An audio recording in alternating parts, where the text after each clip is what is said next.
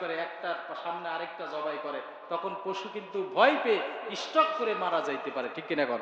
আছে না নাই? এই জন্য বিশ্বনবী সাল্লাল্লাহু আলাইহি সাল্লাম বললেন, যখন পশু জবাই করবা তখন পশুর সামনে ছুরিটা ধার দিবা না। কি? পশুর সামনে ছুরি ধার দিবা না, পশুর সামনে ছুরি নাচানাচিও করা যাবে না, 1 নম্বর। 2 নম্বর হচ্ছে, পশুকে বিশেষ করে পশুর সামনে আরেকটা পশু জবাই করা যাবে না, এটা ঠিক করে মনে রাখতে হবে।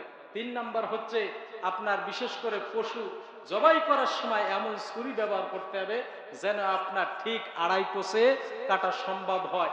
দেখছে গুতাইতে গুতাইতে কাটতেছে, না আছে না নাই বলেন? অনেকে কোরবানি দিতে বসে না, নিজে নিজে দিতে যায়, যে আপনার এই এক জায়গার থেকে কাটতে যায় আরেক জায়গার থেকে কাটি ফেলে, আছে না নাই? কুরবানির পশুকে কষ্ট দেওয়া যাবে না, বুঝতে পেরে একটার সামনে আরেকটা জবাই করে, তখন পশু কিন্তু ভয় পেয়ে স্টক করে মারা যাইতে পারে, ঠিক কিনা কর? আছে না নাই? এই জন্য বিশ্বনবী সাল্লাল্লাহু আলাইহি সাল্লাম বললেন, যখন পশু জবাই করবা তখন পশুর সামনে ছুরিটা ধার দিবা না। কি?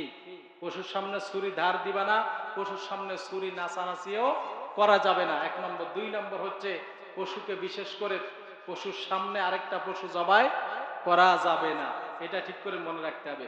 3 নম্বর হচ্ছে, আপনার বিশেষ করে পশু জবাই করার সময় এমন ছুরি ব্যবহার করতে হবে যেন আপনার ঠিক 2.5 কাটা সম্ভব হয়। দেখছে গুতাইতে গুতাইতে কাটতেছে, না আছে না নাই বলেন? অনেকে কোরবানি দিতে বসে না, নিজে নিজে দিতে যায়, যে আপনার এই এক জায়গার থেকে কাটতে যায় আরেক জায়গার থেকে কাটি ফেলে, আছে না নাই? কুরবানির পশুকে কষ্ট দেওয়া যাবে না, বুঝতে পেরেছেন?